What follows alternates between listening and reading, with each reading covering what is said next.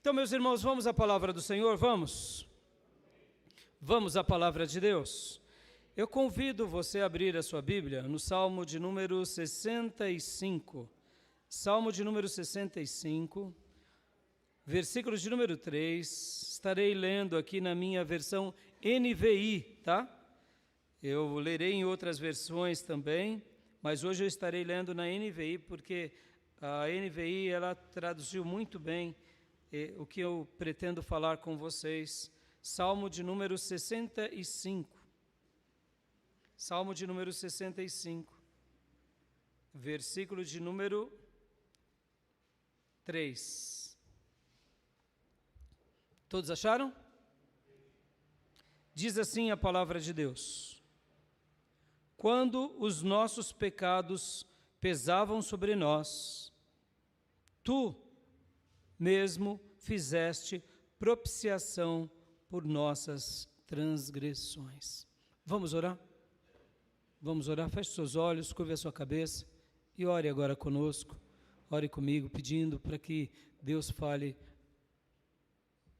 aos nossos corações. Pai, em nome de Jesus, muito obrigado, Senhor, por mais essa manhã tão abençoada, tão agraciada na Tua presença. Agora, Pai bendito, queremos pedir a Tua bênção. Fala conosco, Senhor. Fala conosco. Abençoa a nossa igreja, abençoa a minha vida e abençoa cada um que está participando desse culto aqui conosco. Aos que estão aqui no santuário, aqueles que estão espalhados, onde quer que esse culto esteja chegando, que, ó Deus, a Tua misericórdia, a Tua graça e a Tua bondade estejam sobre todos nós. Fala conosco e nos abençoa em nome de Jesus. Amém. Inclusive, eu quero te dar boas-vindas a você, meu irmão, que veio aqui cultuar conosco, aos irmãos que vieram pela primeira vez, seja muito bem-vindo, e aqueles que estão conosco nas redes sociais. Você é muito bem-vindo, em nome de Jesus. Amém? Esse salmo é um salmo lindo, irmãos, salmo de número 65, é um salmo de Davi. É um salmo onde o Davi, ele louva a Deus e lhe dá graças pelas bênçãos recebidas. Você tem sido agraciado por bênçãos? Deus tem te abençoado? Deus tem ouvido a tua oração? Deus tem te visitado? Deus tem te agraciado, te prosperado? Conta as tuas bênçãos. Contem as tuas bênçãos, todas elas, de uma vez ou devagarzinho, mas não pare de falar das bênçãos. Você tem sido agraciado, meus irmãos? Quantas são as bênçãos que têm chegado até nós? E aqui Davi, meus irmãos, mais uma vez ele nos surpreende, porque aqui ele vai falar sobre as bênçãos que Deus tinha concedido a ele. Mas eu gostaria hoje de destacar aqui algo que Davi coloca de uma forma, eu diria, em destaque, em relevo, porque ele vai falar das bênçãos, ele vai falar sobre as colheitas, ele vai falar sobre a casa de Deus, ele vai falar sobre a justiça de Deus, ele vai falar sobre o poder de Deus, a proteção de Deus, a alegria, ele vai falar sobre tudo isso. Mas tem algumas coisas que ele fala aqui, e eu estou fazendo essa introdução de propósito para mostrar a gratidão de Davi, porque Davi olhava as bênçãos, a segurança, ele olhava a colheita, ele via a fartura dos pastos, nas colinas verdes, os campos, os rebanhos, ele olhava tudo isso e ele se alegrava. E sejamos honestos, irmãos, como é gostoso, né? Ter mesa farta. Isso é maravilhoso, né? Ter para sobrar, ter para compartilhar, né? É gostoso demais. Quando a família se reúne, numa festa ou num jantar, e ali você escolhe, você fala, puxa vida, aqui que eu vou, onde eu me acabo primeiro aqui? Onde eu, né, por onde eu começo? Isso é bom demais, sejamos honestos, é ou não é? É uma das bênçãos da nossa vida. Como é bom poder receber o nosso salário, poder ter ali, sabe, conquistas, realizações, comprar as coisas, atender os filhos, presentear a família, muitas vezes ajudar quem realmente precisa. Isso é maravilhoso. Mas aqui Davi, mais uma vez, me surpreendeu. Porque ele vai falar das bênçãos, e quando a gente fala de bênçãos, como eu disse, a gente lembra disso, não é? Hoje, nos nossos dias, nós lembramos do quê? De um bom celular, um bom smartphone, um bom computador, um bom veículo, né? Quem sabe um bom curso que você quer fazer. Tem cursos que são caros, irmãos, sabem disso, né? É um investimento, estudo mas tem hora que não dá para... Né? A gente tem que se apertar e fazer conta e planejar, será que agora eu consigo? E como é bom poder realizar. Eu me lembro que quando eu fiz o meu MBA na FGV, eu lembro que eu tinha um misto de alegria e de dor. Porque eu deixava um fígado todo mês lá na FGV, a mensalidade. Era um fígado aquilo, irmão, era um fígado, um rim, um baço. É muito caro. Veja o MBA da FGV, é muito caro. Mas qual era a minha alegria? Minha alegria era aprender com aqueles professores. Tá louco, era algo maravilhoso. Diretores de grandes bancos, diretores de grandes indústrias, pessoas renomadas, professores universitários, os melhores do país. Maravilhoso poder estudar num lugar desse. Os professores eram brilhantes. E na classe, a classe só tinha diretor, gerente, empresário. Então, quer dizer, era um network fantástico. Ou seja, era um misto de alegria, porque aprendi muito, e de tristeza, porque eu tinha que pagar. Eu queria ter ganhado a bolsa. Mas era um investimento, então eu paguei com alegria. Não é assim, irmãos? Agora, que bom foi poder fazer aquele curso, fazer outros cursos. Não é gostoso, irmãos, ter essas realizações? Tudo isso é muito importante. Agora, o que eu quero destacar, e por que eu estou gastando esse tempo nessa introdução? Porque Davi aqui, ele vai mostrar o grande motivo da bênção de Deus na vida dele, que não estão nas coisas boas e importantes da vida, que as grandes bênçãos de Deus começam com outras coisas, que são mais importantes, mais profundas. E o que é mais importante do que bênçãos materiais? É a pessoa de Deus e a obra de Deus em nós. E Davi começa. Então, eu quero ler de novo aqui o versículo 3, mas agora eu não vou ficar só no 3. Eu quero ir até o versículo de número 4. Só até o versículo 4. Do 1 ao 4. Porque aqui ele vai mostrar, nessa introdução do Salmo, as demais bênçãos. E eu não vou ficar falando das demais bênçãos. Não vou falar do gado, não vou falar da casa, do smartphone, do computador, da faculdade, da pós-graduação, do mestrado, do doutorado. Tudo isso é bom. Mas, meus irmãos, para nós, o melhor está em Deus. E o melhor está na palavra dele. E o melhor está na casa de Deus. E era isso que Davi vai dizer aqui. Olha só o que ele diz do versículo 1 até o versículo de número 4. Olha só. O louvor te aguarda em Sião, ó Deus. Perceba, olha como ele já começa falando. O louvor te aguarda. Por quê? Porque ele quer subir a Sião para adorar a Deus. O Monte Sião lá em Jerusalém. Sião é sinônimo da casa de Deus, onde ficava a casa de Deus. Então, o louvor te aguarda em Sião, ó Deus. Os votos que fizemos serão cumpridos. Ou seja, ele está dizendo, Sião, me aguarde. Sião, casa de Deus, me aguarde. Porque eu irei adorar a Deus. Olha como ele já começa. E eu irei cumprir os meus votos. Eu irei cumprir os votos. Ou seja, eu irei fazer aquilo que prometi. E farei com alegria. Versículo 2. Ó tu que ouves a oração, a ti virão todos os homens. Aleluias. Davi está dizendo o seguinte, os ouvidos de Deus estão inclinados para aquele que ora. Aleluia. Você orou hoje?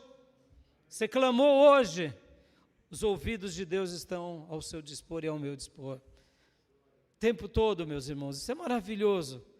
Isso é maravilhoso. Esses dias eu tive, nessa semana, uma situação, e ali eu fiquei um pouco agitado, e sabe quando você fica agitado e ansioso? E eu estava agitado e ansioso, e graças a Deus a ansiedade, a agitação é uma coisa que já não tem sido tão presente na minha vida nesses últimos anos. Eu sempre fui de uma natureza muito ansiosa, mas Deus tratou isso em mim. Então, nessa semana, quando eu fiquei ansioso, comecei a ficar agitado, aí eu lembrei de imediato, vou orar. E ali eu clamei ao Senhor, e clamei mais um pouco, e de repente, ali o meu coração descansou. Por quê? Porque é Deus quem nos tranquiliza, é Deus quem nos guia, é Deus quem nos ajuda, é Deus quem nos socorre. Amém, meus irmãos? Ó tu que ouve a oração, tu quem? Ele está falando quem? Deus. Ele falou de Sião, da casa de Deus, ele falou dele fazer os votos, e agora ele está falando a Deus. O Senhor ouve a oração. E a ti virão todos os homens. Davi era um homem de fé. Ele sabia que o Todo-Poderoso, o Eterno, atrai as pessoas. Hoje o Eterno te atraiu nesse lugar. Amém, meus irmãos? Foi Ele que te atraiu e é Ele que vai te abençoar. E agora o versículo 3. Quando os nossos pecados pesavam sobre nós, tu mesmo fizeste propiciação por nossas transgressões. Olha que versículo maravilhoso. É esse versículo que eu li na abertura e agora eu quero destacá-lo.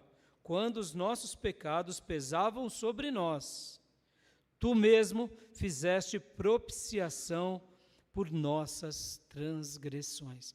Ou seja, Davi está dizendo que em algum momento ele se sentiu pesado por causa do pecado que o atingiu, mas Deus fez propiciação, ou seja, Deus perdoou ele, Deus fez a expiação, Deus resgatou ele. Meus irmãos, a gente vai voltar já nesse versículo, mas esse versículo é onde eu me baseei no título da minha mensagem. E agora o versículo 4. Como são felizes aqueles que escolhes e trazes a ti, para viverem nos teus atos. Transbordamos de bênçãos da tua casa, do teu santo templo. Aleluias. Presta bastante atenção, faça a leitura para você aqui. Como são felizes aqueles que escolhes e trazes a ti. Deus está dizendo, como são felizes esses que foram atraídos pelo Senhor. Você é um bem-aventurado. Deus te trouxe para Ele, somente para Ele. Por isso que nós somos bem-aventurados. Como são felizes aqueles, como diz o texto, que escolhes e trazes a ti, para viverem nos teus átrios, para viverem na tua casa. Transbordamos de bênçãos da tua casa, do teu santo templo. Amém, meus irmãos? Ou seja, quando somos atraídos por Deus, somos felizes e transbordamos de bênção. Por isso que os demais versículos, eu disse que vai se tratar daquilo que é visível. Mas percebam, Davi vai na essência. Ele quer adorar a Deus na casa de Deus. Ele quer clamar a Deus. Ele recebe o perdão de Deus. O perdão de Deus faz nele a propiciação. E agora ele se torna feliz, porque foi ele, como nós somos, como ele foi, atraído por Deus. ou seja, transbordaremos de bênçãos. Amém, meus irmãos? O título da minha mensagem hoje é bem fácil e bem objetivo. Um fardo, uma expiação. Um fardo, uma expiação ou uma propiciação. Essa palavra que a gente viu aqui no versículo 4, propiciação, até um pouquinho difícil de falar e trava-língua, mas é uma palavra muito importante no texto bíblico. Expiação, pastor, me faz lembrar os meus parentes lá do Nordeste. Espia aqui, bichinho, espia aqui. Né? Expiação não é de espiar, olhar, né? De olhar, como o nordestino fala, espia, né? Espia aqui, menino. Não, não é. Expiação e propiciação são termos bíblicos da obra de redenção. Eu vou explicar já já e você vai entender. Então, presta bastante atenção no título. Um fardo, uma expiação. Você tem um fardo que um dia você entregou na cruz? Você carregava um fardo pesado? Jesus te livrou do seu fardo pesado? O que era o fardo? O que é o fardo, pastor? Lembra que Jesus ele disse, vinde a mim todos vocês que estão cansados, oprimidos, sobrecarregados, que eu vos aliviarei. O Senhor lá em Mateus 11, 28 ao 30, ele fala, troque o fardo comigo. Entregue o seu fardo, me siga, entregue o seu fardo e receba agora o meu, porque o meu ele é leve e suave, aleluias. No grande clássico de John Bunyan, O Peregrino, quem ainda não leu, leia. Leia, pelo amor de Deus, eu digo, leia. Você não pode ser um cristão sem ler essa obra. O Peregrino de John Bunyan. Cristão, ao ser comunicado que a cidade dele, onde ele morava, com Cristiano e os seus filhos, ia ser destruído, o evangelista diz para ele, foge dessa cidade, porque essa cidade vai ser destruída. E ele então recebe ali um pergaminho de evangelista, e ele começa a sua peregrinação, por isso que é o peregrino. E aí cristão então sai daquela cidade, sua esposa e os seus filhos zombam, não querem saber da decisão dele, os habitantes da cidade tentam impedi-lo, mas ele vai e num primeiro momento ele não sabe para onde ir, mas ele vê um lugar distante que o evangelista aponta, que é o lugar que ele tem que chegar, e ali, então ele vai até aquele lugar, e quando ele chega, e ele vê a cruz, que era o lugar onde o evangelista tinha dito, ele está carregando ainda o fardo, e aí do lado da cruz ele vê uma sepultura, ladeira abaixo, e quando ele chega na cruz e ele olha na cruz, o fardo pesado se desprende das costas dele, e rola e cai agora na sepultura, e agora então ele recebe novas vestes, porque é isso, qual que é o fardo que Jesus te dá? Jesus te dá vestes brancas, vestes alvas, e Ele unge a tua cabeça para que você vença na sua peregrinação. E Ele passa então pela porta, e agora passando pela porta, ao contemplar a cruz, Ele é liberto do fardo. O fardo, todos nós temos um fardo, mas quem é que nos cura desse fardo? Jesus. Quem é que troca o fardo? É Jesus. Quem mais? Mais ninguém. Por isso que o título da minha mensagem é um fardo e uma expiação. E agora o que mais me impressionou nesse salmo aqui, mais me impressionou, é porque Davi não conhecia a história da cruz. Ele não conhecia o convite de Jesus do fardo. E ele está falando aqui, praticamente sobre esse assunto, que é o fardo. Está falando aqui sobre nada mais, nada menos do que sobre a propiciação. Pode ver que, vamos ler novamente o versículo 4, meus irmãos, olha só. Versículo de número 4. E eu quero, inclusive, aqui ler com vocês em várias outras versões também. Mas só olha o que diz o 4. Ou melhor, versículo 3, eu falei errado. quando os nossos pecados pesavam sobre nós, Davi aqui estava dizendo o seguinte: eu tive uma experiência de trocar o fardo. É o que ele está dizendo. Quando os meus pecados pesavam sobre mim. E aqui ele está colocando no plural, porque ele está se dirigindo a uma comunidade, ao seu povo.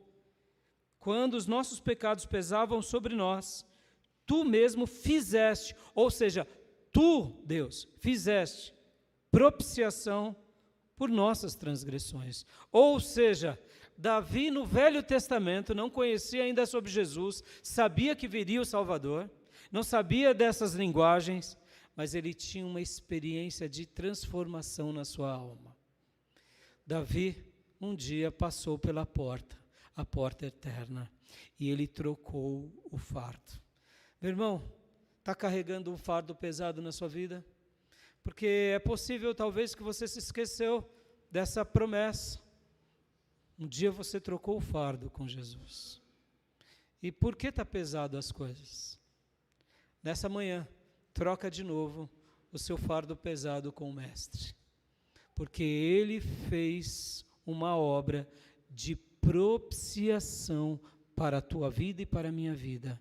Ele fez uma obra de expiação, uma obra de redenção.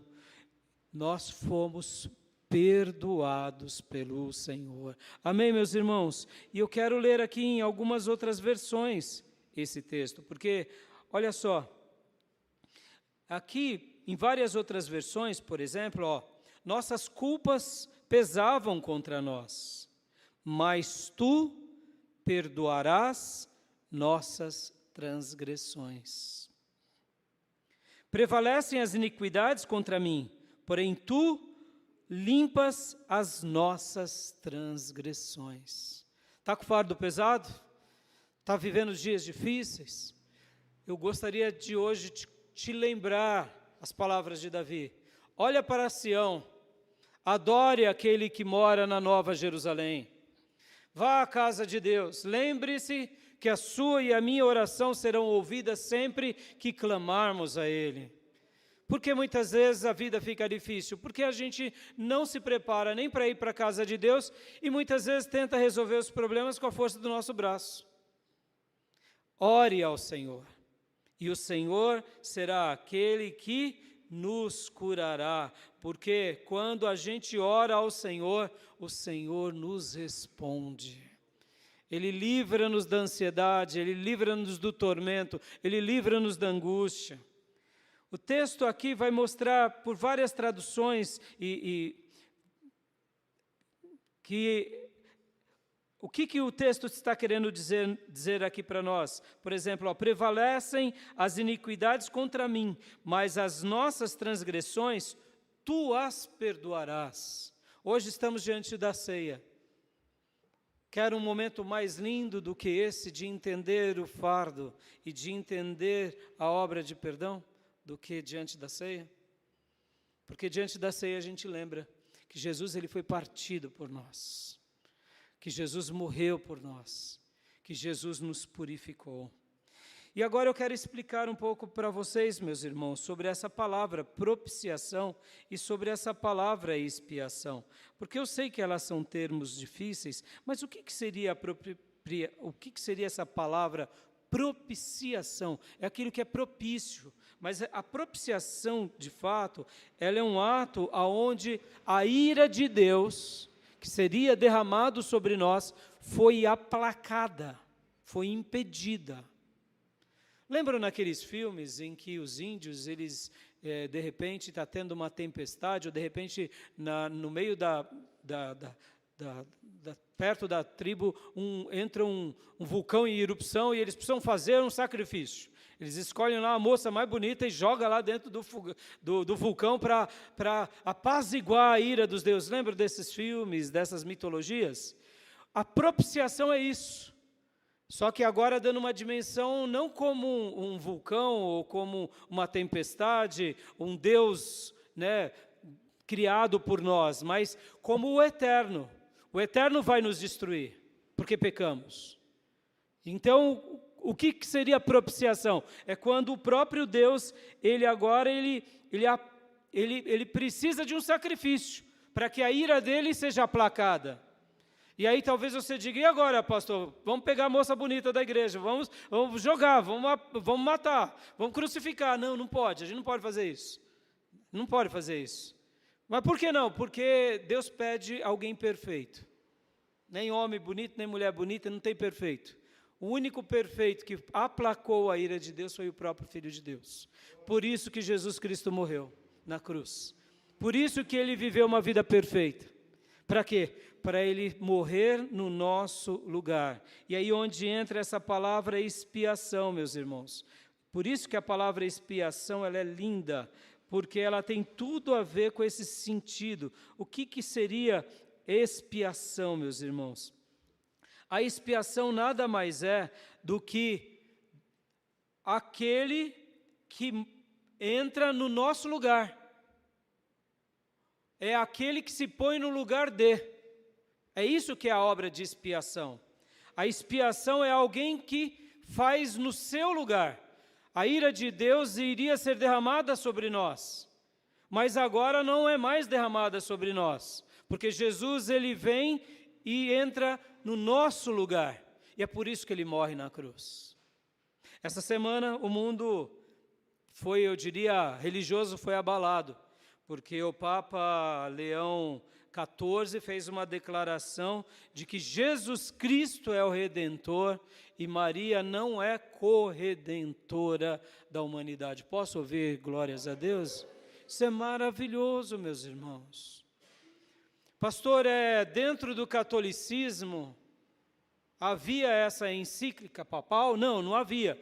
Mas desde 1500, ou seja, ali por volta do Concílio de Trento, começaram-se a discutir sobre que Maria, ela seria corredentora da humanidade. É a Imaculada Conceição, dando uma ideia de que ela nasce perfeita. E por ela nascer perfeita, ela gera um ser perfeito, logo ele é o Redentor e ela é a corredentora. A Bíblia não diz isso, meus irmãos. Maria teve sim um nascimento virginal em Jesus, mas a Bíblia vai falar que Jesus teve outros irmãos e irmãs, e 2 deles são autores do Novo Testamento, que é Tiago e Judas. A Bíblia cita o nome dos irmãos consanguíneos de Jesus, ou seja, depois Maria teve relação sexual com José e teve outros filhos e filhas. O nome das filhas nós não temos, mas temos os nomes dos filhos.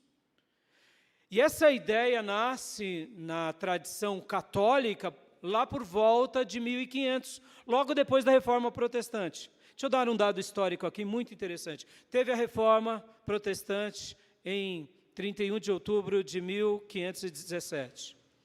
Pouco tempo depois, teve entre os católicos um grande concílio, chamado Concílio de Trento, ou apelidado também de Contra-Reforma. É nesse concílio que eles agora estruturam melhor o catolicismo, colocam os livros apócrifos, e ali também batem um martelo sobre o quê? Sobre Maria ser corredentora da humanidade. E aí isso vem sendo divulgado há 500 anos. João Paulo II comentou um pouco sobre isso, mas depois ele voltou atrás. Bento XVI defendeu essa mesma ideia aqui. O Papa Francisco também falou sobre isso, mas agora veio, de fato, uma declaração oficial de o Papa Leão XIV dizendo isso. Meus irmãos, a gente tem que orar pelos católicos, porque isso é libertador. E a gente tem que ter, paciência também, e pedir a Deus, Senhor, transforma eles, ajuda eles, liberta eles daquilo que é errado. Porque qual que é o grande engodo do catolicismo?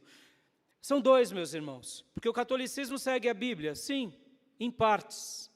Porque ao lado da Bíblia ele segue a tradição católica, e depois da tradição católica ele tem a magistratura. Quem são os magistrados católicos? São os padres, os papas, os bispos e arcebispos, e a liderança católica, essa é a magistratura.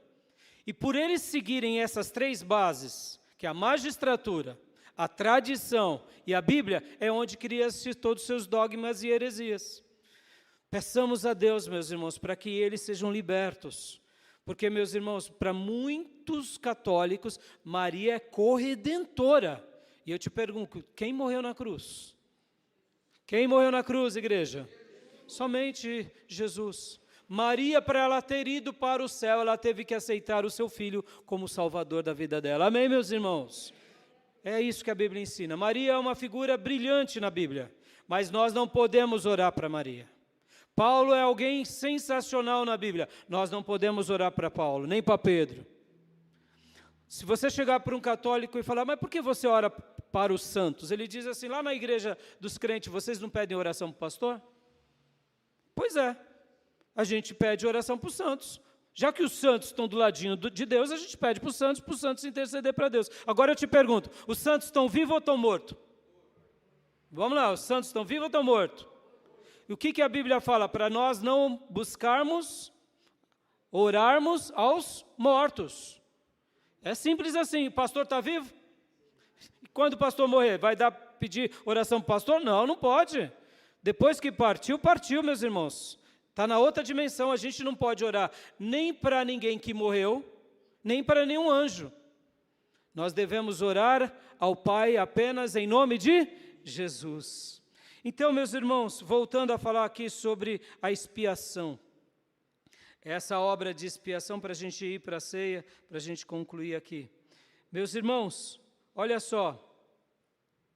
A palavra expiação, ela tem essa tradução que é se colocar no lugar de. Mas eu gostaria também de trazer uma outra ideia sobre essa mesma palavra expiação, que é a seguinte. A palavra expiação também pode ser compreendida como um ato de comprar. Ele não se coloca no lugar. Mas olha só, nós não usamos o texto que Jesus pagou um alto preço por nós, não foi isso? Que Jesus não pagou um alto preço por nós? Pagou ou não pagou? E esse preço foi um preço do quê? De sangue. A palavra expiar vem de remir, ou vem de pagar uma penitência, ou cumprir uma pena, ou sofrer as consequências, ou resgatar, ou reparar, ou purificar. Presta bastante atenção. Quando a gente fala que Jesus nos comprou, é a palavra expiação sendo usada na sua essência. É a palavra redenção, no sentido de ser comprado. Como assim, pastor? Quando Jesus morre na cruz, o sangue dele que verte na cruz, nos compra para o Pai. Todos os nossos pecados e o nosso fardo que nos levaria para o inferno, agora com o sangue dele, é o preço que ele paga para nos dar a libertação. Vocês vão compreender muito bem essa ideia da expiação ou da redenção. Presta bastante atenção. Lembra na antiguidade, quando um reino atacava outro reino, e ali levavam os homens cativos para aquele reino, como faziam os romanos? Esses homens agora eram levados, vamos imaginar um jovem, saudável, forte. Eles eram colocados na praça central e eram vendidos como escravos.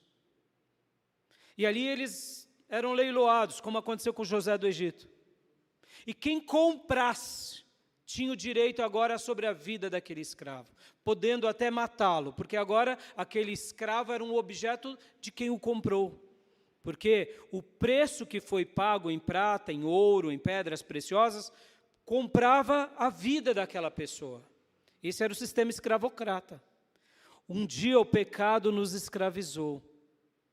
E nós estávamos presos às algemas do diabo. Mas quando Jesus morre na cruz, é o salário de Deus comprando a nossa alforria, comprando a nossa libertação. Então, meus irmãos, Davi aqui nesse salmo, quando ele fala que quando as iniquidades prevaleceram contra mim, mas as nossas transgressões, tu as expiarás, ou seja, tu farás a propiciação, ou seja, tu farás ali a redenção. É isso. Meus irmãos, não viva uma vida presa em qualquer pecado.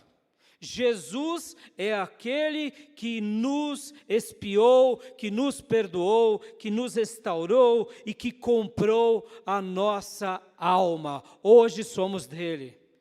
Por essa razão que a gente agora vive uma vida libertos. Libertos do quê? Libertos do pecado, libertos do erro, libertos do inferno, porque agora vivemos e existimos para Deus.